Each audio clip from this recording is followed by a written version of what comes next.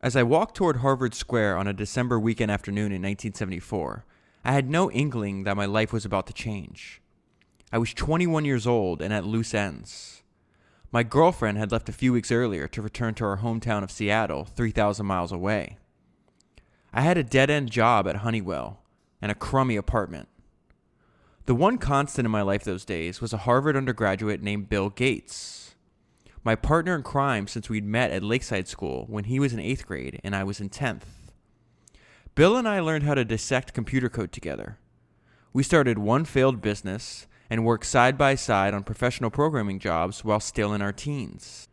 It was Bill who had coaxed me to move to Massachusetts with a plan to quit school and join him at a tech firm.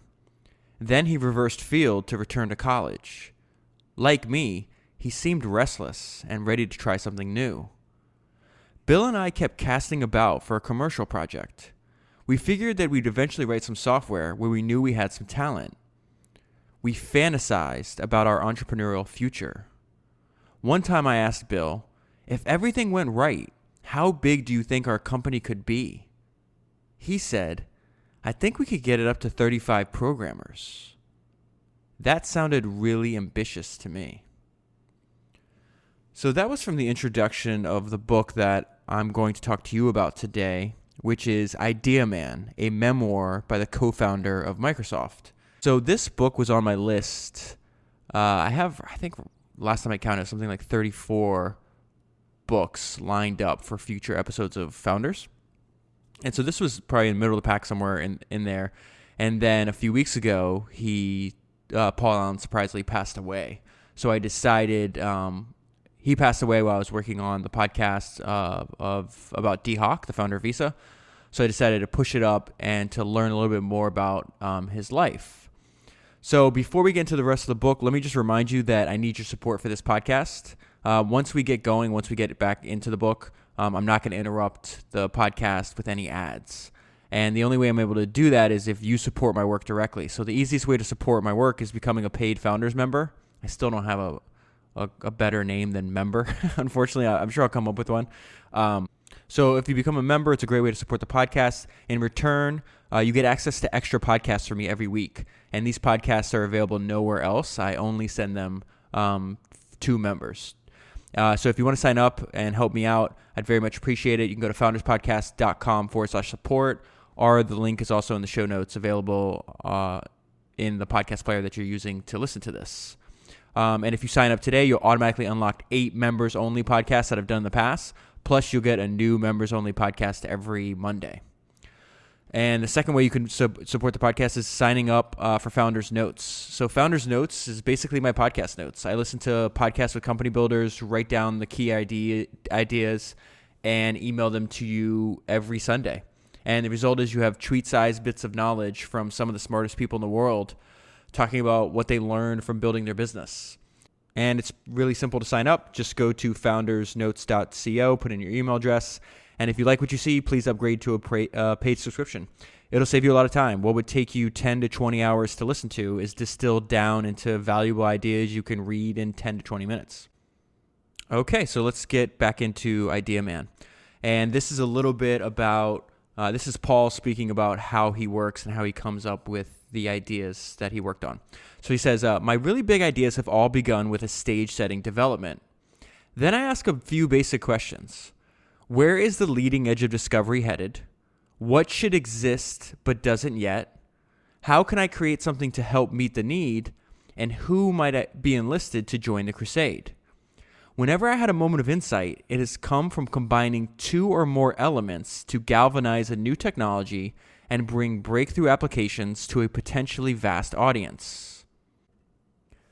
Bill and I had already found a groove together. I was the idea man, the one who conceived of things out of whole cloth. Bill listened and challenged me, and then homed in on my best ideas to help make them a reality. Our collaboration had a natural tension, but mostly it worked productively and well. Okay, so this is Paul writing about how he came up with the idea for what would eventually become Microsoft. So it said a few months after the 8008 was announced, this is a microprocessor from Intel, one of those brain waves came to me. What if a microprocessor could run a high-level language? the essential tool for programming a general-purpose computer. It was plain to me from the outset that we'd use BASIC. BASIC stands for Beginner's All-Purpose Symbolic Instruction Code. That relatively simple language that Bill and I learned back at Lakeside in our first computer experience. And so I asked Bill, why don't we do a BASIC for the 8008? He looked at me quizzically and said, because it would be dog slow and pathetic. And BASIC by itself would take up almost all the memory. There's just not enough horsepower. It would be a waste of time. After a moment's reflection, I knew he was probably right. Then he said, when they come out with a faster chip, let me know. So a few weeks after that, Paul is reading the magazine Popular Electronics, and he sees an advertisement for the Altair 8800. And so now this is him talking about how he reacted to seeing that. I slapped down 75 cents and trotted the half dozen slushy blocks to Bill's room in Harvard's Courier House. I burst in on him cramming for finals. You remember what you told me? I said, feeling vindicated and a little breathless. To let you know when somebody came out with a machine based on the 8080? Yeah, I remember. Well, here it is, I said, holding out the magazine with a flourish. Check it out. As Bill read the story, he began rocking back and forth in his chair, a sign that he was in deep concentration. I could tell he was impressed. We were looking at the first commercial personal computer. So they decide to send letters to the manufacturer of the Altair 8800. It's this little company out in Albuquerque, New Mexico. They don't receive any word back, so they decide to call. And they're going to call to see if they can write the software for the Altair 8800. And so it says, we followed up with a phone call. You should talk to them. You're older, Bill said. No, you should do it. You're better at this kind of thing, I said. We compromised. Bill would make the call, but he would say he was me. When it came time to meet with MITS, MITS is the name, is the company that's making the Altair 8800, and it's an acronym. It stands for Micro Instrumentation and Telemetry System. So it says, when it came time to meet with MITS face-to-face, our thinking went, I'd be the one to make the trip. I had my beard going and at least looked like an adult, while Bill, who'd routinely get carded into his 30s, could still pass for a high school sophomore. Ed Roberts. This is Paul Allen in Boston, Bill said. We've got a BASIC for the Altair that's just about finished, and we'd like to come out and show it to you. I admired Bill's bravado, but worried he'd gone too far, since we yet to write the first line of code. So this is really interesting. Without saying anything to Paul in advance, he's just telling this guy, we're almost done, and we want to come out and show it to you. We learned, obviously, what Paul said in the last sentence. We haven't even written our first line of code. So I bring that up because as I was reviewing all the notes and the highlights getting ready for this podcast, I realized that I'm doing a podcast on Paul Allen that is full of stories about Bill Gates because of he had very what he would call Bill was obsessed with being hardcore. He was he just has a very eccentric personality, like you can see in this in just like this little phone call here. So what I did is instead of anytime there was a highlight where it talked about Bill and Paul working together, well, that makes sense to put it inside of a Paul Allen podcast. But what I did is this week's Founders Only podcast, I took all my highlights that are just about Bill's his eccentric personality and like the stories that Paul has about him in this book, which is really, really funny in many cases and really extreme in a lot, and just put it into a podcast where it's very similar to if you've left reviews for this podcast and you have, and I sent you the reviewer only podcast where there's all these stories. One of the podcasts I did was all these stories about Steve Jobs from Ed Catmull. And in case you haven't listened to the Ed Catmull episode of Founders yet, Ed Catmull was the co-founder of Pixar, a genius in his own right. And he had the longest working relationship with Steve Jobs. They worked together for 26 years uninterrupted until the Steve Jobs' death. And as such, Ed had a lot of stories that I put into a podcast about Steve Jobs that even after reading 2 books about Steve Jobs, I hadn't heard anywhere else. So Paul Allen, having a lot of experience with Bill Gates, it's very similar here. He's got a lot of interesting stories. So if you want to hear that and support my work, please think about signing up, and you can unlock it immediately. All right, so let's go back to this. We're in the middle of this Bill's, what's Paul saying? He's admiring Bill's bravado on this phone call. So it says, I admired Bill's bravado, but worried that he'd gone too far since we'd yet to write the first line of code. Roberts was interested, but he was getting 10 calls a day from people with similar claims. So I think I talk about it later in the podcast, but it's definitely mentioned many times in the book. If it wasn't for Ed Roberts, the guy they're talking to right now, there would be no Microsoft. That's how important character he is in understanding the formation of this company. So it says Roberts was interested, but he was getting 10 calls a day from people with similar claims. He told Bill what he told everyone else. The first person to walk through his door in Albuquerque with a basic that worked would get the contract for the Altair. The whole conversation took 5 minutes. Think about how crazy it is.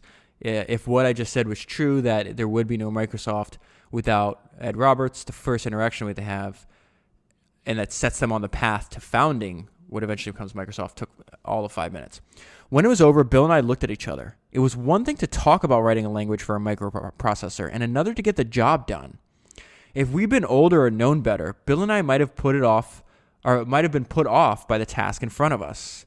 And this is a really good, important point that I think is made multiple times, not only when you hear of founding stories from other entrepreneurs, but the books that I've read for this podcast. And he says, but we were young and green enough to believe that we just might pull it off. Okay, so that is the end of the introduction of the first chapter. So now the book flashes back to his earlier life until we catch back up to the beginning of the Microsoft, which is where the book starts. Okay, so we're going to go backwards. And as always, I'm extremely interested in the early lives of these entrepreneurs. What they were like as kids, what they were like in school, some of their first jobs, the first ideas they had. Because you see a lot of the things that happen in your young life that are carried over with you, and a lot of them become part of the culture or the reason that they're creating the company they are. So I'm just going to hit some highlights here. This is really important. And this is advice he got from his father. And there's several examples that we've talked about on the podcast where it's you can find out how to do something by seeing it done the wrong way. So we're going to see a regret that surfaces in his father's life that he's now trying to instill in his son, to basically saying, hey, do as I say, not as I have done. And it says, I was still young when my father first asked me what I wanted to do with my life. It was his way of imparting his laconic wisdom. He was a man of very few words. When you grow up and have a job, do something you love. Whatever you do, you should love it. He'd repeat this to me over the years with conviction. Later, I had figured out what he meant. Do as I say, not as I've done. Much later, my mother told me that my father had wrestled with his career choice. He suspected he might be happier coaching football than managing libraries. He would manage libraries for colleges. But he finally chose the safe and practical route, a 9-to-5 life under fluorescent lights. Lots of men from his generation did the same, but he wanted me to choose better. So this week, while I was I was taking notes on one of my favorite entrepreneurs that I covered, Danny Meyer. If you go back and listen to the podcast I did on his book, Setting the Table. And I think I talked about it in this podcast, but he talked in the podcast I did about the book, but he was on Masters of Scale, and he was talking about the night before he was selling. He was semi-successful. He's a really good salesman. He's selling these electronic tags that stop shoplifters, making 6 figures, being able to live in New York. But then he said, hey, I need to figure out what next to do. So I'll just be an attorney. So he registers for the LSAT. And the night before he takes the LSAT, he's having dinner with his family, aunt, uncle, all these people. And he's just in a really crappy mood. And his uncle's like, what's wrong with you? And he's like, well, I have to take the LSAT tomorrow, but I don't want to be a lawyer. And so his uncle says to him, he's like, you realize that you're going to be dead way longer than you are alive. Basically saying, hey, you have such a short time period that you actually are alive. Why are you going to waste it doing something you don't love? And he says, the quote is, why don't you open a restaurant? And Danny's like, why would I do that? And he's like, you fool. Like, your whole life you've been obsessed with restaurants. That's why you should open one. Like, you talk about them constantly. And so he takes his uncle's advice, and that one conversation winds up being a turning point into his life. And then what happens is it prepares him. He starts one restaurant, waits a few years, and then he builds up Union Square Hospitality Group, which is successful. Then eventually, in case you don't know who Danny Meyer is, he founds Shake Shack. And now Shake Shack is, a massive public company. So it's just really interesting that this advice over and over again usually comes from people that in many cases didn't even take their own advice. In Paul Allen's case, it's his father saying, hey, just do please, like, do something you love. Because, he had a job, he could support his family, but he's not going to love managing libraries, if his passions were elsewhere. So I just think it's hugely, hugely important to internalize that message. And I always I find it fascinating that our lives can turn so rapidly, whether it be a 5-minute phone call with Ed Roberts, or a conversation with your uncle, or advice that you remember your dad or your parents giving you when you're younger. It's just fascinating to me, the twists and turns of lives and how they're spawned by these little moments. So we're going to skip ahead, and we're going to go to where he actually finds his passion.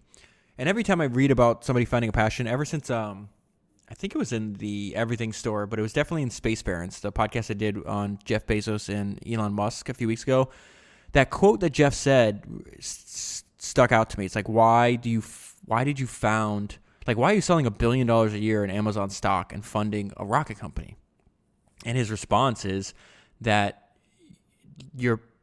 our passions choose us. We don't choose our passions.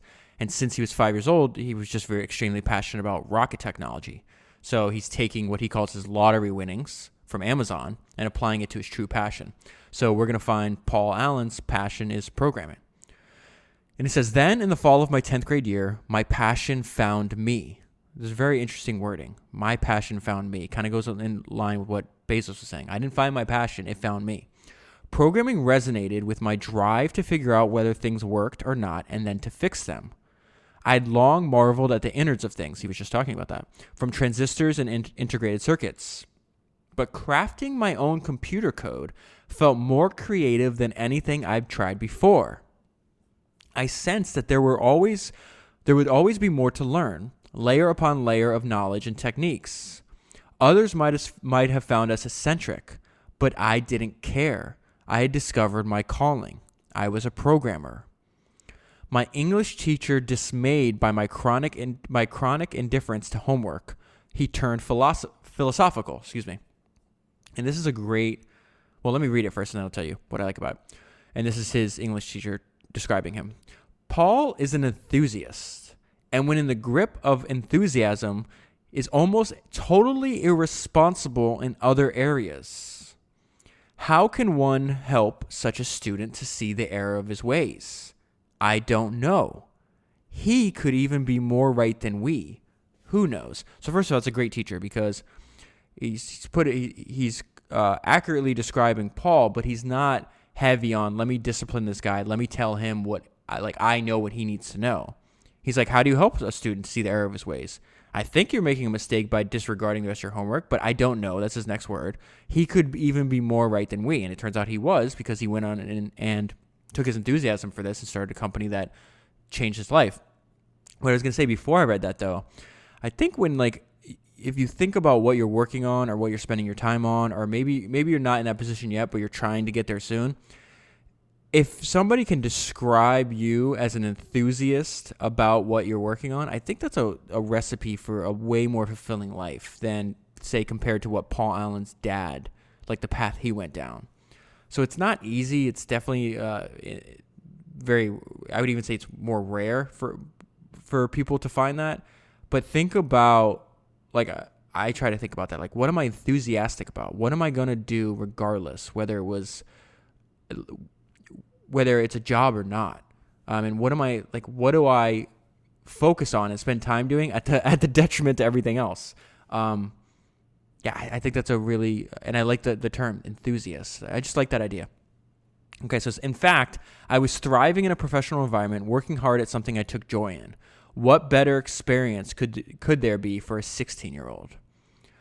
So we just found out from his English teacher that, when he's gripped in his enthusiasm, he's kind of indifferent to homework. He's not really doing the things he should do, even though he's going to Lakeside's a very expensive, prestigious private school that he's going to, and that's where he meets Bill Gates. But this is the interesting point, and I think this is very common for a lot of people, where it's, and my qualms with standardized schooling is that you could have somebody that's incredibly bright but incredibly bored by the subject material, and they're labeled, a bad student. When most of the time we just have to find schooling should be adapted to the person, And so this is him going deep. The note I left myself is going deep on subjects that interested him. Okay, so we're going to see the juxtaposition here between not doing homework to being obsessed. And if he's obsessed, he's going to spend as much time as he wants really having these deep dives into subjects that he wants, he's actually interested in learning about. So it says, having haunted the stacks of UW's computer science library for some time. So UW is the University of Washington. Before this, he was obsessed with programming, learned it at Lakeside, and then he just started walking into graduate level programming classes at University of Washington. And then eventually, because they had access to a lot of computers that he didn't, at the time, there were scarce resources, so that's the way he would be able to learn, is to get access to these machines. And then he finds out, professor's like, hey, I don't recognize you. Are you in any of my classes? And he's like, no, I'm not even registered here. And the professor's like, that's fine. He just let him stay and learn, even though he wasn't technically paying for the school. So having haunted the stack, that's the context of what part of the book we're in. Having haunted the stacks of UW's computer science library for some time, I naturally became the research arm of the Lakeside Programming Group. So the Lakeside Programming Group is a bunch of other nerds, and I mean that affectionately, him, Bill Gates, and some other guys. I spent countless hours buried in periodicals like Datamation or Computer Design, keeping up with the latest mainframe trends. I dived into esoteric technical reports from MIT and Carnegie Mellon, dense theoretical stuff that ranged from artificial intelligence to the latest algorithms. When I found something interesting, I'd check it out and show it to the group. As my senior yearbook shows, I was reading other things as well. There's a picture and it says, my chin rests atop a stack of 11 books. Among them, Joyce Dubliner's Modern University Physics, The Mexican War, and the Holy Bible. I'm guessing that the photo was posed to satirize how much work our teachers threw at us. Still, it was a good illustration of my breadth of interest at the time. I was driven more by curiosity than by compulsion to get good grades. When it came to Civil War trivia or the conjugations of language, I had trouble faking interest. And he's going to be writing in his own journal at the time, and he says, I am also very absent-minded and lazy toward things from which I derive no active or contemplative pleasure. But give me a dynamic teacher and engrossing material, and I'd be insatiable. So while he's in school, while he's in this case, he's in college. He's going to a local school. I don't think it's the University of Washington. I actually didn't write it down, so I don't remember. But he gets a programming job, and Bill Gates is obviously super smart. He gets all of his, he's still in high school, so he gets most of his senior work done early, so he can go down to Vancouver, Washington, and take a programming job with Paul Allen. And this is what they're working on. So this might be Paul's first actual job. So it says a massive software project for the Bonneville Power Administration's electrical grid was behind schedule, and Bud's the guy that's running the project, was scouring the region for programmers who knew their way around a PDP-10. That's what he learned how to program on. It says, I was not quite 20 and Bill was only 17, but age was not a criterion. And you're going to be on salary, Bud said. Bill said, how much? And Bud replied, $165 a week. $4 an hour was a pittance for an experienced programmer, even then. But Bill and I couldn't believe our good fortune. We found a cheap 2-bedroom apartment and showed up for work on Monday in January 1973. Our employer was TRW, a big aerospace company that had contracted with the Department of Interior to set up a real-time operating and dispatch system. So it's going to be referred to as RODS from here on in. So it's real-time operating and dispatch system. More than a year into the project was overrun with penalties soaring. TRW's new software was still full of bugs. Wheeling into crisis mode, management went out to recruit every able-minded programmer they could find to get RODS up and running. By the time we got there, more than 40 people were working on it around the clock. And this is the reason I included this section of the book is because the lesson that they pull from this, which is really important in developing the confidence in their own abilities, especially the confidence to do your own thing. And it says, Bill and I were the youngest workers there, and surely the lowest paid, but we learned that we could hold our own with some of the top programmers around. So while this is going on, they come up with an idea for their first business, which a lot of people don't realize. They started a business before Microsoft, and it's called Traf-O-Data, and Traf is short for traffic. So he's going to describe it a little bit here. He says, in describing our work on Traf-O-Data, my resume stated, I designed and put together a system for traffic engineers to study traffic flow. The system is built around Intel's MCS 8008 microcomputer. The software and hardware setup had been fully tested using a prototype. Demonstrations to customers are planned for May 1974. And this is the business model that they were doing. So you might have seen this if you'll be driving on a road and there'll be these like long black wires across from it. And it's usually the city or the state that you're in, and they're trying to count traffic patterns. Well, they were doing that even back in the 1970s, except they would have to add everything manually. So Bill and Paul, along with another person, they started a company which would automatically analyze that data for you. And so it says, charging $2 per day of data collection, we found 3 clients, 2 smaller counties near Seattle and a district in British Columbia. They mailed their traffic tapes to Paul Gilbert's house, that's the other guy they're working with, where he produced the graphs of hourly car flow. But just as we were getting underway, Washington joined a number of other states in offering the same service to cities for free.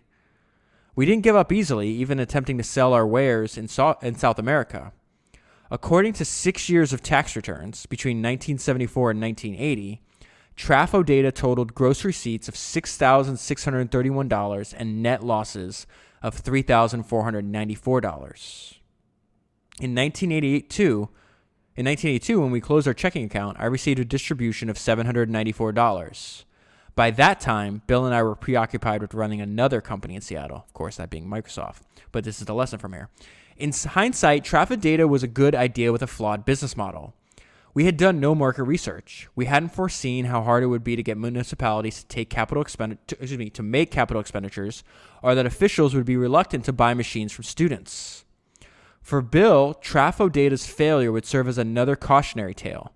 Above all, we learned that it was hard to compete with free. Bill took that lesson to heart. Years later, he'd become obsessed with Linux, the open source operating system. But there were positives too. Traf-O-Data bolstered my conviction that microprocessors would soon run the same programs as large computers at a far lower cost. Looking ahead, my development tools for the 8008 would give us an invaluable foundation when that next generation chip came along. That's the next generation chip is the one that they used to write BASIC for Ed Roberts Altair. So it says, in 2002, I purchased the one and only Traf-O-Data machine from Paul Gilbert and installed it in our startup gallery at the Museum of Natural History and Science in Albuquerque. I wanted to pay homage to an obscure piece of hardware that played a critical role in the microprocessor software revolution. In my experience, each failure contained, this is his takeaway, it's a really important part. In my experience, each failure contains the seeds of your next success, if you are willing to learn from it. Bill and I had to concede that our future wasn't in hardware or traffic tapes. We'd have to find something else. So skipping ahead, now we're going about 2 years after this, and this is moving to Boston. Through the spring semester of 1974, Bill kept urging me to move to Boston. We could find work together as programmers, he said. Some local firms sounded interested. We'd come up with some exciting project and maybe something new. In any case, we'd have some fun. And why not give it a try? Still drifting at Washington State, all right, so that's the college he's going to, I was ready to take a flyer. I mailed my resume to a dozen computer companies in the Boston area and got a $12,500 job offer from Honeywell. If Boston didn't work out, I could always return to school. In the meantime, I'd sample a new part of the country. Plus Bill's there, and at a minimum, we could put our heads together on the weekends. And it says, he's talking about his dad's reaction to this. He's like, my dad was less than enthusiastic. This software work seems to be a distraction, he said. I don't agree with your choice, but you're old enough to make your own decisions. Regardless of what they thought, my parents always did what they could do to support me. And this is actually an important point. I left a note to myself that you can't choose what type of parent you get, but you can choose what type of parent you're going to be. And this example of Paul's parents, I think being a supportive and encouraging parent seems like a good idea to me. So now we're back. We're done with the flashbacks, and we're back to the part of the book where they have already made the call to Ed Roberts. They wind up doing all the hard work. Bill does a lot of it, and they get the basic ready. And they're going to fly out to New Mexico, and they have to test it on the machine. And they wind up testing it, and it winds up working out. And we're going to pick up right there in the story. And this is Ed Roberts, the founder of MITS, talking. And he says, "You're the first guys who came in here and showed us something," he said. "We want you to draw up a license so we can sell this with the Altair. We can work out the terms later." I couldn't stop grinning. Once back at the hotel, I called Bill, who was thrilled with the news. We were in business now, for real. So now he flies back to Boston, and they're trying to like help Ed with the production of the software into his hardware, but they're doing it remotely. So he's on the phone, and it says, from Honeywell, I'd call Ed periodically with updates. One day he interrupted me. Stop. How would you like to move down here to New Mexico and run our software group? Albuquerque felt foreign to me. I'd only just learned that it wasn't in Arizona. But the salary was $16,000, a bump from what I was making at Honeywell. And it was hard to refuse an offer to work on the code we'd created.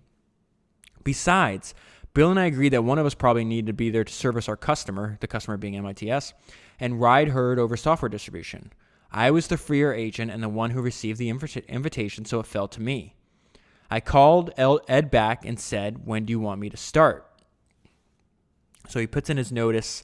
Honeywell at the time is like your normal everyday corporation. And he's going to learn something a little bit about human nature. He's younger than the people at Honeywell. He's more risk on as opposed to being risk averse. And he's a little upset by the response he gets. But it's just a good lesson for all of us in human nature. It says, to a man, my coworkers declared that it was making a big mistake. It was crazy, they said, to ditch an established firm for some fly-by-night startup selling hobbyist kits in the desert. Remember this term, hobbyist kits, because it's thrown at them over and over again, that you guys don't know what you're doing, like this is just a fad, and we'll see how they knew that was incorrect in a minute. Your job's safe at Honeywell, they kept telling me. You can work here for years. I knew that my move was a risk, but I was disappointed in my colleagues. I wanted to hear something like, good luck, young fellow, and more power to you. So he makes the move. Things are going really well. He moves out to New Mexico. Later, Bill joins him. It says, after Harvard left out for the summer, Bill and this other guy, Monty, joined me in Albuquerque. We rented a furnished 2-bedroom apartment that was a 5-minute drive from MITS. And this is another example of instead of reasoning by analogy, thinking from first principles. So what does that mean? Like, what do you know is true? And it says, in Boston and the Bay Area, in labs and corporations like Honeywell, microcomputers were viewed as a passing fad. But the doubters didn't faze us. We were certain, this is such an important part, we were certain that the tech establishment was wrong and we were right. And the proof came each day in the mail sacks bulging with orders for the Altair and our BASIC. In that little ramshackle building in Albuquerque, it felt as though anything was possible. So what do I mean about first principles thinking? Why would I leave the note? What do you know it's true? So everybody's saying, hey, you guys are stupid for doing this. Microcomputers are a fad. You're wasting your time out there in the desert. But they know something that other people from the outside don't. So MITS, to get the funding from banks to build the Altair, before they went to the bank, MITS said, okay, we could probably sell 200 machines a year. They had to lie and tell the bank that to get the money that they're going to sell 800 a year. So that's 4x their initial projection, right? That one article that Paul Allen saw back in Boston, from that article, they got 2,000 orders at $400 each from one article in the magazine. So outsiders saying, oh, this is a fad, you don't know this. Skeptics don't know this, right? But Paul and Ed and Bill know that they're getting thousands of orders, and every hardware is coming with Microsoft, well, soon to be Microsoft's software. So the idea says that the doubters didn't faze us. We were certain that the tech establishment was wrong, and we were right. How did they know that? The proof came each day in the mail sacks bulging with orders for the Altair and our Basic. There's a lot of times when you're doing something new, the consumer behavior is unpredictable, because if it was already predictable, somebody else would have already been doing it. So I love that paragraph a lot. So Bill taught Paul over and over again was that we need to retain ownership. And so they're talking about, after all these orders are coming in, this is the state of what soon has become Microsoft. Our one product was 8080 Basic, and MITS was our only customer. Our interests were aligned, and this will obviously change. We'd been working on a handshake with Ed for months, but now we were ready to formalize the relationship. After some back and forth on the numbers, Bill went to a local attorney to have the papers drawn. In return for the exclusive right and license to sell our Basic worldwide for 10 years, MITS would give us $3,000 up front, plus per copy royalties of $30 to $60 depending on the version. We'd receive 50% of gross receipts from Basic licenses bought without hardware sales, and sub-licenses to third-party OEMs, the original equipment manufacturers who made their own computers, would also be divided 50-50. Since Bill and I retained ownership of our software, we were free to initiate these deals. And so that's exactly what's going to happen at the very beginning of Microsoft. Paul's going to spend his time making sure everything's working out. He's working at MITS. He's overseeing the software integration for their only customer at the time. And then Bill goes out and he's going to be selling their Basic to other computer manufacturers. But before I get there, there's going to be several parts in the book where Paul has a realization. Remember, Bill is extreme. He's hardcore, his own words. And there's going to be several times that Paul has to learn that Bill does not view them as equal co-founders. So the note I left myself is, this is Unequal Co-Founders Part 1. And there's going to be several examples I'm going to tell you about throughout the podcast. And this is a very true sentence. It says, in the life of any company, a few moments stand out. Signing the original Basic contract was a big one for Bill and me. Now our partnership needed a name. We considered Allen and Gates, but it sounded too much like a law firm. My next idea, Micro-Soft, for microprocessors and software. We both knew instantly that the name was right. Microsoft was simple and straightforward. It conveyed just what we were about. From the time we started together in Massachusetts, I'd assumed that our partnership would be a 50-50 proposition. But Bill had another idea. It's not right for you to get half, he said. You had your salary at MITS while I did almost everything on Basic without one back in Boston. I should get more. I think it should be 60-40.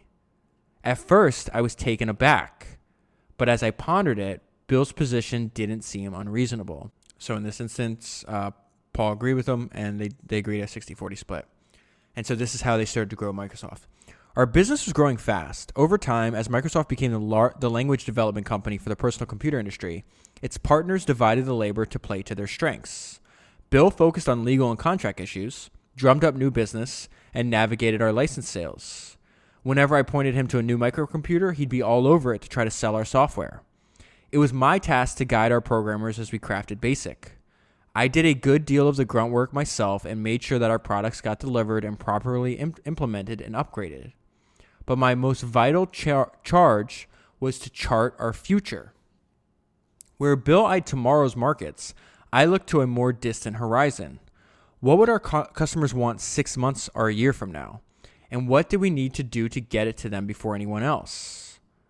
By October 1976, Microsoft had outgrown our living room. This is the living room of the 2-bedroom apartment they were renting.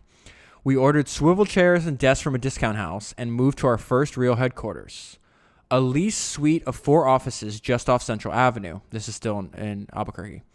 The decor was modest and the offices small. And this is really important around this time. As business pressures weighed on Ed Roberts, our interests grew less complementary. To maximize Microsoft's revenue, we needed to distribute our software as widely as possible. But in Ed's perfect world, we'd sell it to Altair owners exclusively. In November, I resigned from MITS and moved full-time to Microsoft.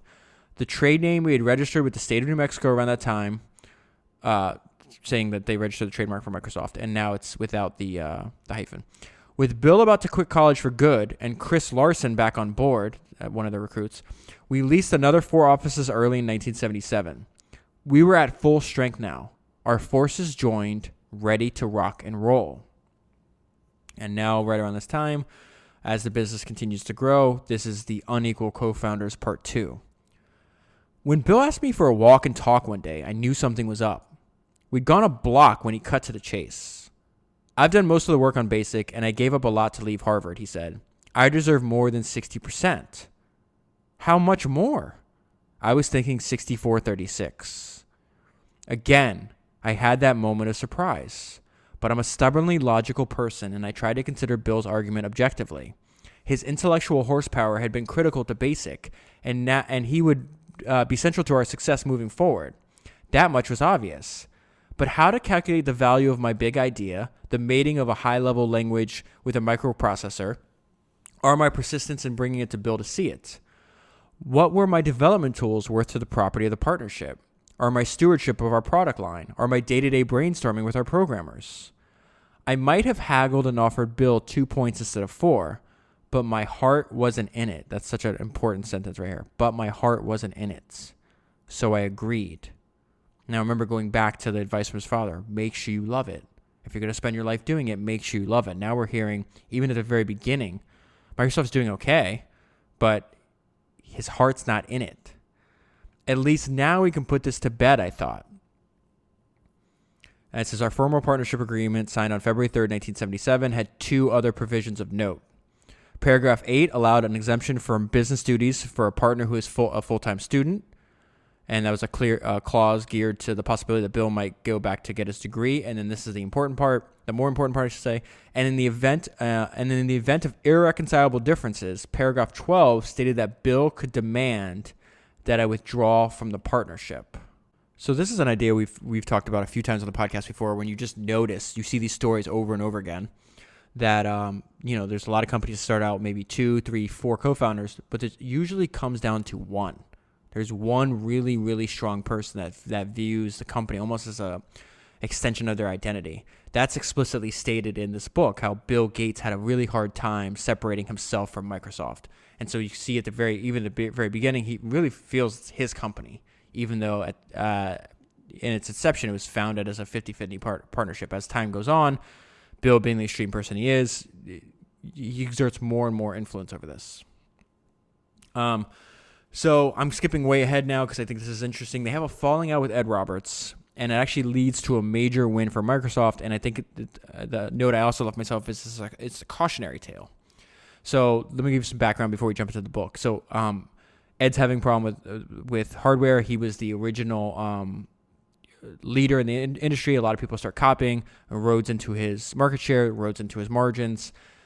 Hardware being, as hard as it is, he decides he's going to take the opportunity to sell his company. So he sells MITS to Pertec.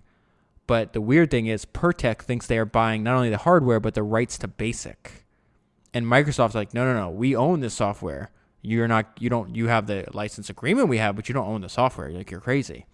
So the case goes to arbitration, and Pertec loses. That's why I said a falling out with Ed leads to a major win for Microsoft. So it says, this is now Paul talking. He says, Ed Roberts was a man of huge vision but weak execution. He'd set off the revolution but couldn't keep his company in front. Most of all, Ed lacked the relentless price-cutting mindset you need in a company selling to mass market. The hearing was grueling. It was disquieting to see Pertec line up their 3 lawyers against our one, and tough to watch Ed testify against us. The ruling was a total victory for Microsoft. Our contract with MITS was terminated, with Pertec held accountable for all unpaid royalties. Most crucially, Bill and I recovered all rights to our basic interpreter and could now sell it to whomever we pleased. And better yet, keep all the revenue. Remember, they had that 50-50 split for a while, or at least for 10 years. Our one big roadblock was gone. Though he lived a rich life after MITS, he felt bitter to be left out of the history books. This is Ed talking. We created an industry, and I think that goes completely unnoticed. He was half right. Ed did indeed create the first truly commercial and personal computer, the first widely affordable general-purpose machine. He spearheaded, this is the cautionary tale part, he spearheaded every aspect of microcomputer marketing, from publications and conventions to a retailer dealer network. His imagination was boundless. The Altair even debuted a digital camera interface back in 1976. And he gave 2 college dropouts the opportunity of their young lives. There may never have been a Microsoft without Ed Roberts. So this was, this is now Paul explicitly saying the lesson that he learned from this. So he says, our near disaster in arbitration was one more lesson for us. Going forward, we would aim for maximum market share in any sector we entered. You could never have too many customers. And this is a little bit about the early Microsoft culture. And it says, freed of my obligations to MITS, I fell into the programmer's natural cycle and coded long into the night, when distractions are fewest and you can submerge into a problem. Then I'd crash for 6 or 7 hours and drag in close to noon. Our office culture was much the same as it was at MITS, with loud rock and roll and casual attire. We weren't much for corporate trappings. We had close to a dozen people on staff, and most of us were single and in our early 20s. We had our share of characters. Bob Wallace was a wily jokester who later helped originate shareware and funded research on psychedelic drugs. Jim Lane owned a broadsword and rarely missed a medieval fair. But no one was more idiosyncratic than Gordon Luton, a brilliant nerd who would lock himself in his office and generate reams of flawless code. Gordon trusted nobody. He would use a different name on every magazine subscription. A. Gordon Lewin. I think that's how you pronounce his name. B. Gordon Lewin, and so on, just to track down the source of any junk mail. He married a woman named Rose, and they adopted a baby pig that they treated like a member of the family. The pig grew to be 70 pounds or more and would blast through its pig door into their home like a fullback going off tackle. Years later, I heard that Gordon was taking it around the world with him on his Learjet. With the company en route to its first $1 million year and having outgrown the bank building, Bill and I faced a decision: stay or go. After 3 years in New Mexico, I was ready to move. It was hard to recruit top flight programmers to Albuquerque, not exactly a hotbed of research or technology. And after the sale of MITS to Pertec, there was no real business reason to stay.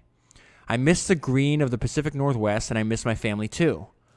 Bill came to my house to discuss our options. He was dead set against moving to the Bay Area, so he's saying he came to his house like a year after they rented an apartment together. Paul rents his own house because he couldn't live with Bill anymore. It was just too intense to live with him and to work with him all the time. So he talks about he was dead set against move. Oh, this is a really interesting point that Bill's making. Think about it. He's making this in 1970s, and I think it's probably even more true today. So he was dead set against moving to the Bay Area. He'd seen how people in Silicon Valley change jobs every year or two, which couldn't be good for our long-term projects. That left Seattle because Bill missed his family too. We could fly out to the Bay Area customers in 90 minutes. We agreed to finish our lease and move home at the end of the year. That is the story of how Seattle inherited what is now its second largest employer. This is Well, let me tell you what I think of it after I read it to you. On Pearl Harbor Day 1978, the Microsoft staff convened on the second floor of a shopping center for a group portrait. Despite a rare and raging snowstorm in Albuquerque that day, 11 of the 13 employees made it. When I look at that iconic photograph today, I see a group of young people excited about their future. Back in Boston, Bill and I had been searching for the next big thing, little knowing that we'd find it in this remote city in the Southwest. Now we had a real team behind us, and a firm sense of direction. In 4 years, we had come a long way. And I underlined and highlighted this part. If you look closely at that photo, you'll see just about everyone smiling. That captures our spirit back then. When I talk about the early days at Microsoft, it's hard to explain to people how much fun it was. Even with the absurd hours and arguments, we were having the times of our lives. And so the note I left myself, just again, it's a pattern that keeps popping up in these books. And I've also heard it in interviews and podcasts, and it's this feeling happens over and over again. And it makes me wonder if we're doing something wrong. And this feeling of this, you look back at the earliest days of the company with like a fondness and a longing, and there's like a melancholy in these stories as they look back, a deep regret. And so if this feeling happens over and over again, like, I do wonder if we're doing something wrong. We grow away from this feeling, this small, intimate company at the beginning of something amazing. And many people regret growing away from this feeling. And I wonder if this is another example of us as a species, not being able to predict what will actually make us happy. So we start something new, we're full of excitement, and it has success, and so it grows. And whether it's because you want to make more money, or it grows with people, and suddenly that feeling that he's talking about in this photo is gone, and it's gone forever. So I just wonder. I think about the words of like Phil Knight at the end of the book. You know, I think he's 78 years old when he's writing it. He's still alive, but he's at a very advanced age, and he's just like, I forgot the exact words. I don't have it in front of me. It's just like, my God, what I wouldn't give to do it all over again. To live that time again. When he's starting out, he has no idea. He's just traveling the world. He wants to sell shoes. He's in Japan trying to figure things out. It's very similar to this statement that Paul's making. And there's other examples that you could pull out. I don't know. I don't want to forget this. Because I don't want to look back. Nothing lasts forever. We're temporary beings, right? But I don't know. What if you could have that feeling in perpetuity? Like, what if you didn't have to grow your company? And maybe you should. You have to be, like what Ray Dalio said last week. You have to be who you are. You have to follow your nature.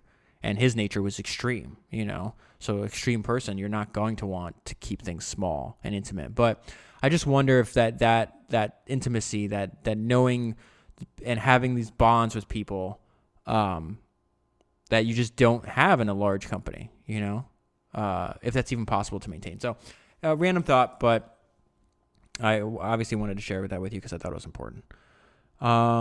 Interesting anecdote. I didn't know they turned down millions of dollars purchase agreement or purchase offer from Ross Perot.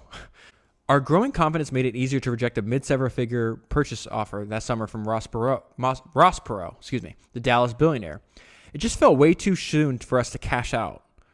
Our conclusion is that at present, we wish to remain independent, Bill wrote. That's when he's rejecting the offer. We see the potential to double the size of our organization and earn over $2 million per year before taxes. Think about that. $2 million per year. That was their goal.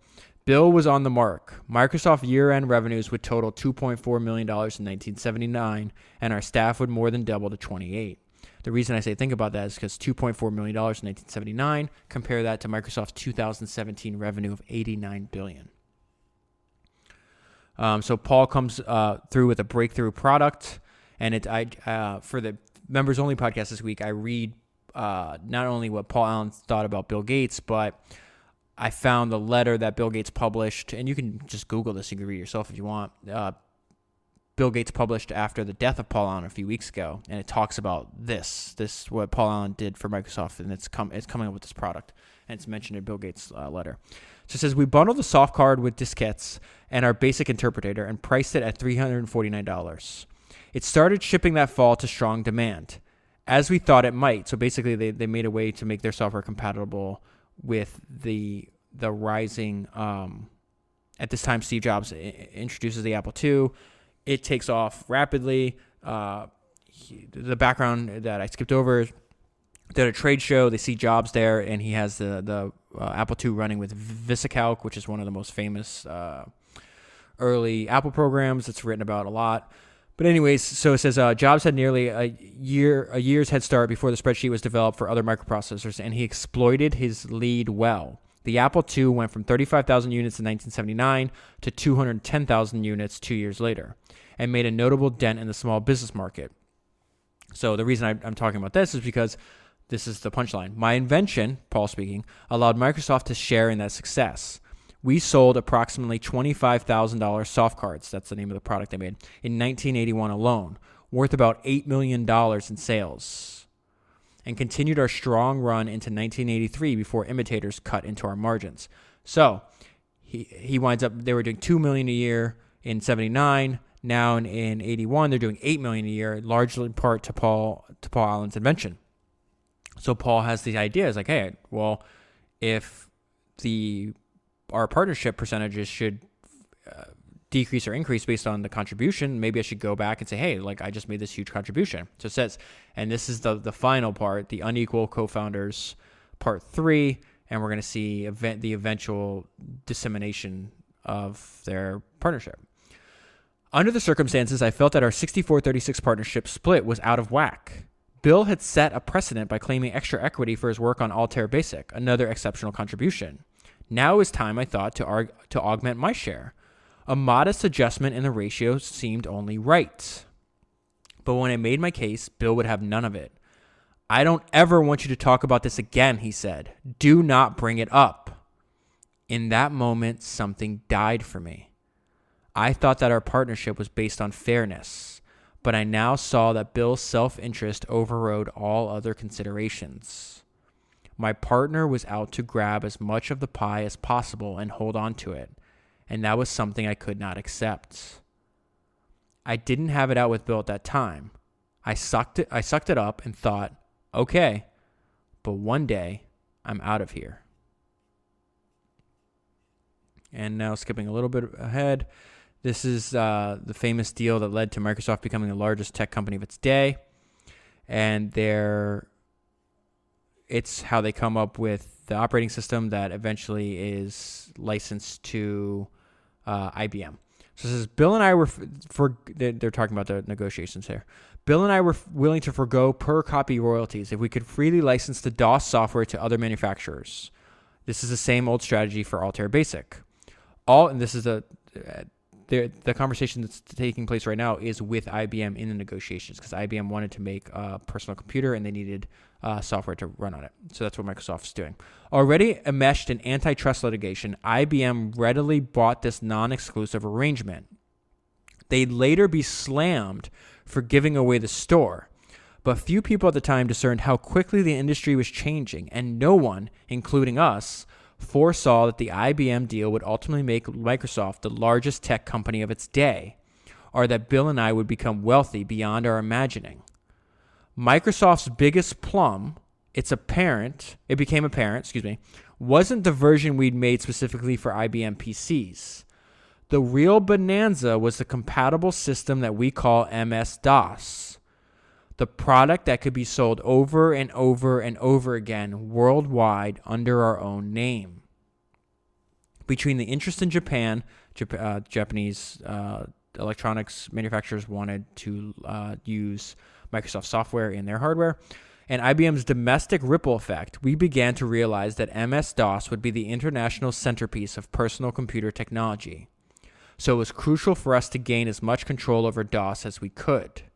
It the original DOS was made by a person that was actually trying to sell hardware, and no one could make them an operating system. So he created like a really like rough version of it that he called it was the quick and dirty operating system. So it's QDOS. They renamed that to MS-DOS.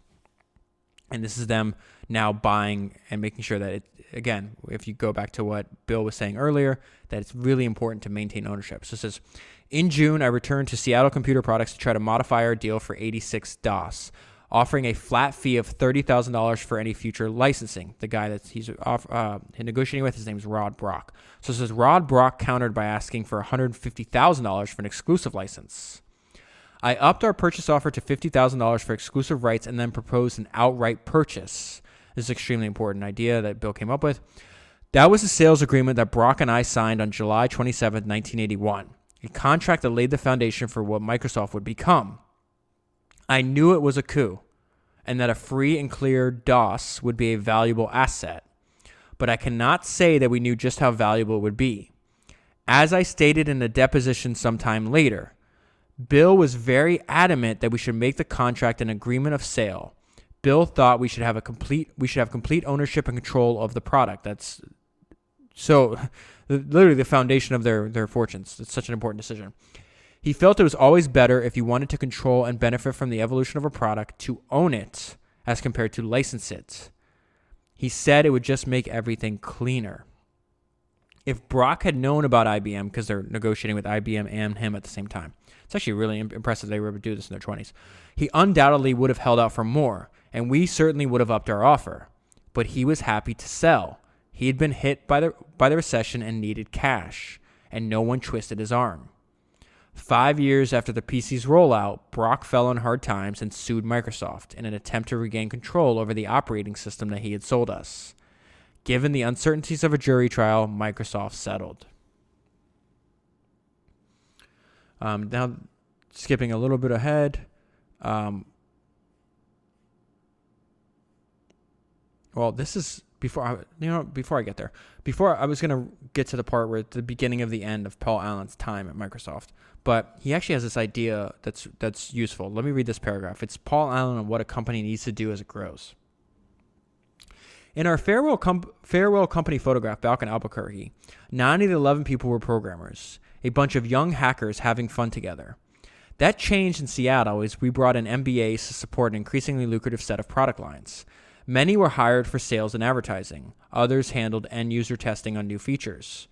This was basic business practice, but inevitably funneled resources away from development, and this is his key point here.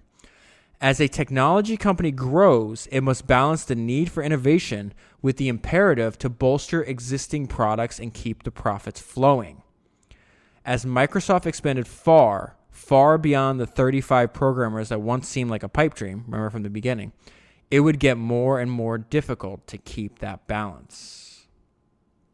Okay, so now we're going to get to what is really important. Especially with now we know that, he died younger than he wanted to, 65 years old. So this is the beginning of the end of Paul Allen's time at Microsoft. When someone threatened to quit, Bill took it personally and did all he could to change that person's mind.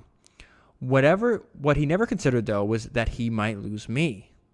Whenever we locked horns, I'd have to raise my intensity and my blood pressure to meet Bill's, and it was taking a toll. Some people can vent their anger, take a breath, and let it go, but I wasn't one of them. My sinking morale sapped my enthusiasm for my work, which in turn could precipitate Bill's next attack. Interesting choice of words there, his next attack. Top executives like Steve Ballmer had their share of friction with Bill too, but none shared our long and complex history. I'd known the CEO long before there was a Microsoft, and we started the company on equal footing. Now my role was diminishing. Bill stopped seeking me out on a regular basis, and I went to see him less and less. Too angry and proud to make an emotional appeal, I never went in and told Bill point blank, "Some days working with you is like being in hell." So my grievances hung in the air, unstated and unresolved. That's not a good idea. On June 1st, 1982, to get my point across without being distracted by counter-arguments and rationales, I decided to write Bill a letter. Here's a few extras from that. About 2 months ago, I came to the painful conclusion that the time has come for me to leave Microsoft. Steve convinced me that I should wait to discuss it with you when you were not in the middle of a series of trips. As I'm sure you realize, there is one primary reason that is the basis for my decision. I can no longer tolerate the browbeating or tirades that characterize almost every attempt I make to discuss any subject that is controversial. The kind of personal verbal attacks that you use have cost many hundreds of hours of lost productivity in my case alone. Over the years, the result of these and other incidents have been the gradual destruction of both our friendship and our ability to work together. The camaraderie of the early days is long since gone. So around this time, he has his first health crisis, which you may not know. He actually gets diagnosed with non-Hodgkin's. Nope, I'm sorry. It's early stage Hodgkin's lymphoma. Excuse me. Let me just read this part instead of jumping ahead. He began that summer with an itch behind my knees. After the itching stopped, the night sweats began. Then in August, I became aware of a tiny, hard bump on the right side of my neck near my collarbone. Over the next weeks, it grew to the size of a pencil eraser tip. It didn't hurt, and I didn't know what any lump near the lymph nodes was. I didn't know that any lump near the lymph nodes was a warning sign. I felt as bulletproof as most people under 30, so I took my health for granted. He winds up going in. So people are like, hey, you should get that checked out. So it says, the surgeon entered my room looking grim. Mr. Allen, he said, I took out as much as I could, but our initial diagnosis is lymphoma. I knew that was cancer, but not much else. As I found out more, I got terrified. In those days, even early-stage lymphomas had a 50-50 chance of killing you. I tried to make sense of the possibility that I might soon die. I had 29 good years, but I couldn't help feeling cheated. I had so much more to explore and experience. My father, a testicular cancer survivor, told me, son, none of this stuff is pleasant, but you have to take it like a man.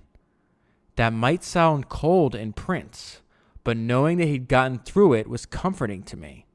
I couldn't give in to panic or despair. I had to tough it out. That's probably good advice, not only for health issues, but work as well. Then, good news. They caught my disease in stage 1A before it had spread. And it was mixed diagnosed the first time. Early stage Hodgkin's lymphoma is one of the most curable cancers. I'd drawn a scary card, but hardly the worst.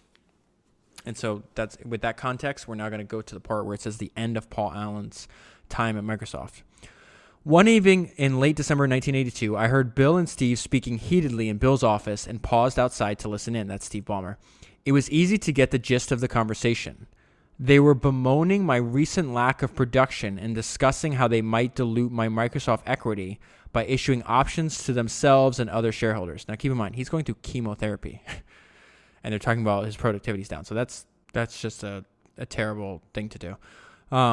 It was clear they'd been thinking about this for some time. Unable to stand it any longer, I burst in on them and shouted, "This is unbelievable. It shows your true character, once and for all." I was speaking to both of them, but staring straight at Bill. Caught red-handed, they were struck dumb. Before they could respond, I turned on my heel and left. I replayed their dialogue in my mind while driving home, and it felt more and more heinous to me. I helped start the company and was still an active member of management, though limited by my illness, and now my partner and my colleague were scheming to rip me off. It was mercenary opportunism, plain and simple. But from that unpleasant experience becomes his most important realization, and honestly hit the most important realization of the entire book. So Paul Allen's going to quit. Bill writes him a letter, doesn't want him to, and this is shortly after reading the letter. He comes to this important realization. He says, Bill was right. Our great string of successes had married my vision to his unmatched aptitude for business, but that was beside the point. Once I was diagnosed with Hodgkin's, my decision became simpler. And now this sentence is the most important point of the book, in my opinion. If I were to relapse, It would be pointless, if not hazardous, to return to the stresses at Microsoft. If I continued to recover, I now understood that life was too short to spend it unhappily. Bill's letter was a last-ditch effort to get me to stay, and I knew he believed he had logic on his side, but it didn't change anything. My mind was made up. Sometimes it seemed that Bill was so utterly identified with Microsoft that he'd get confused about where the company left off and he began. I didn't feel quite the same way. The business was hugely important for me, but it did not define me. I wasn't sure what the future held or even how much of it I'd get to enjoy, but I looked forward to a new phase. I had never forgotten my father's advice. Whatever you do, you should love it. My dad was happy for me when I'd returned to Seattle 4 years earlier, full of ideas and enthusiasm.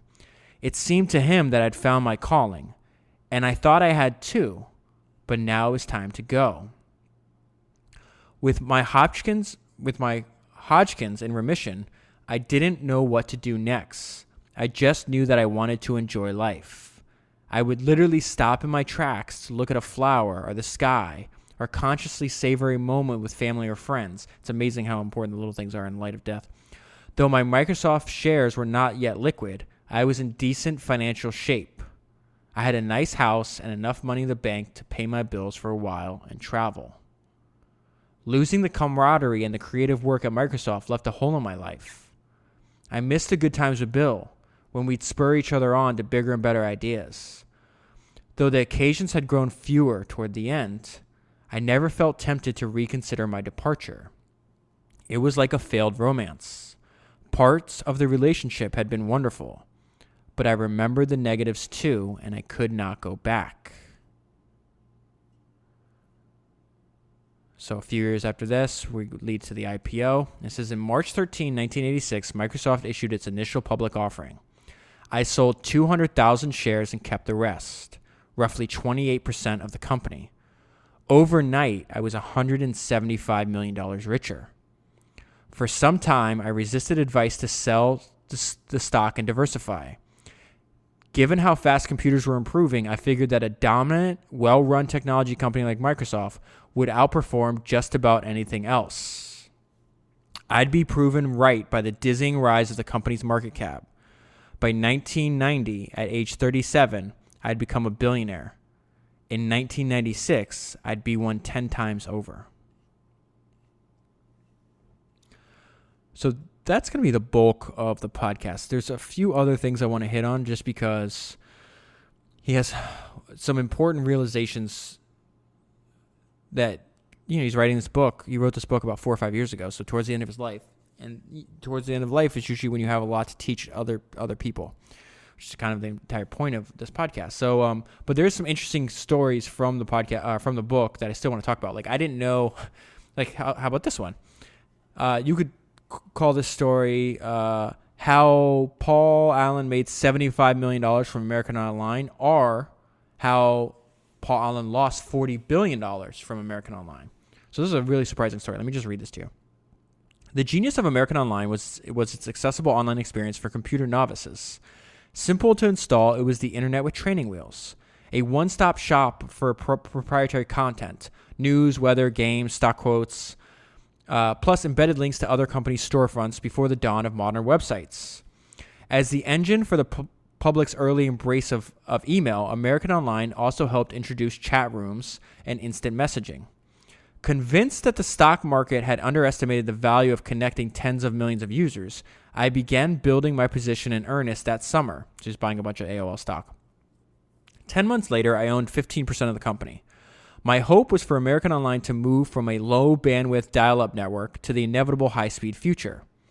In the spring of 1993, I traveled to Virginia to meet with CEO and Chairman Steve Case and his team. As I laid out my ideas for a broadband network, I could feel the chill in the air. Case and I were oil and water. He was wedded to his dial-up walled garden, even if it meant limiting content to what an analog network could handle, and found my ideas about broadband too far ahead of his game plan. It probably didn't help that I was still Microsoft's second biggest stockholder and a member of its board. Though Microsoft had yet to do much of anything online, Case perceived it as its greatest threat. Actually, he had it backward. I wanted to use my stake in American Online as a hedge against my holdings in Microsoft. It's interesting because I was a little too young at this time when this is all going on. But this whole thing about everybody at the time seeing Microsoft as this huge threat, it reminds me of the podcast on Jim Clark, where every time he'd start a new business, because he'd be worried that Microsoft was going to come in at any minute and destroy them. A year earlier, I attended a meeting at Microsoft where Bill had told Case that he was thinking about buying all or part of American Online, or that he might decide to bury the smaller company. This is more of Bill Gates' hardcore behavior. Now it sounded like Bill had settled on a burial. I could see Steve Case trapped in a two-front war, besieged on one flank by Microsoft and the other by emerging World Wide Web, meaning a non-walled garden. Suddenly, my stake seemed less attractive, especially without any synergy between American Online and my other ventures.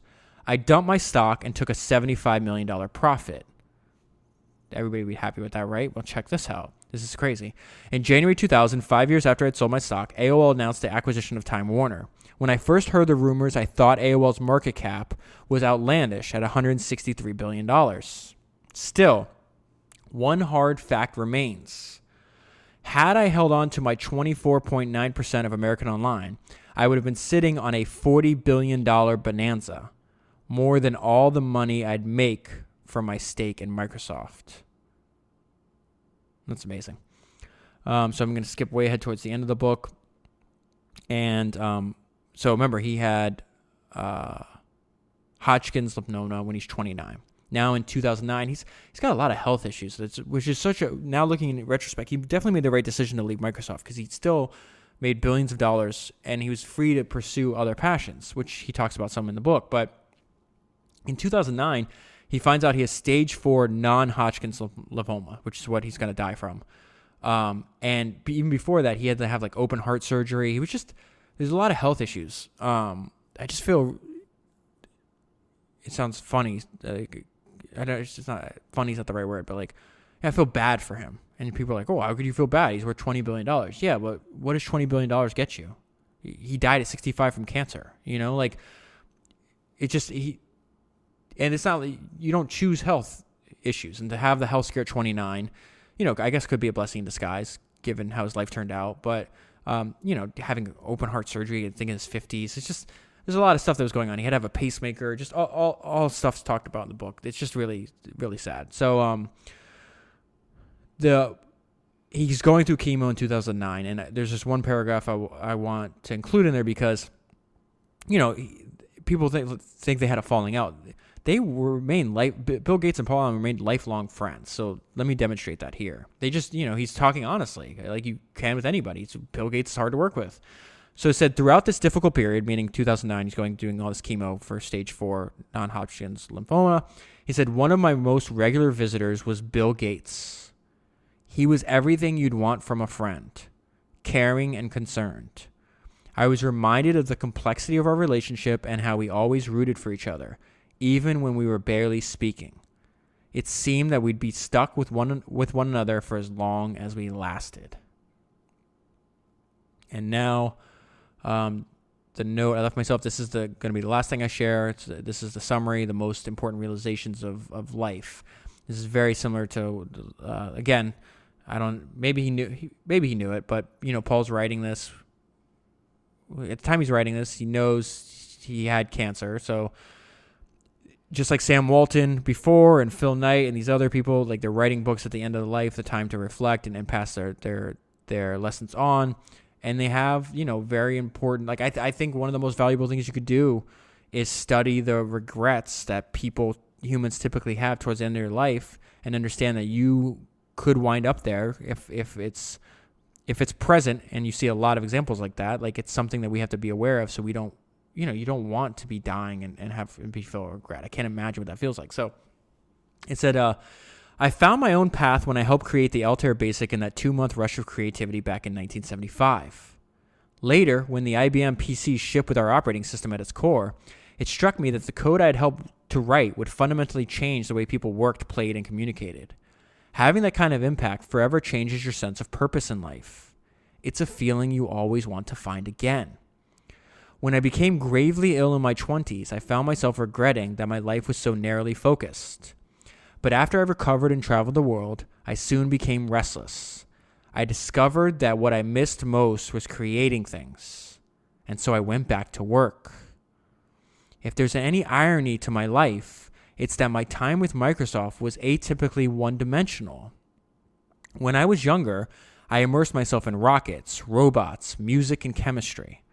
An omniverse reader, I thrilled to the exploits of pilots and explorers. I was inspired by Thomas Edison and Alexander Graham Bell. My curiosity was boundless. I went on to spend 8 driven years with the single purpose of making Microsoft the leader of the personal computer revolution. And it happened. Far beyond what I could have hoped or expected, but my old passions still tugged at me. Deferred, but not forgotten. They were squeezed into playing along with Hendrix at 3 a.m. He was a very good guitar player. Or stealing a weekend from coding to watch a momentous space flight.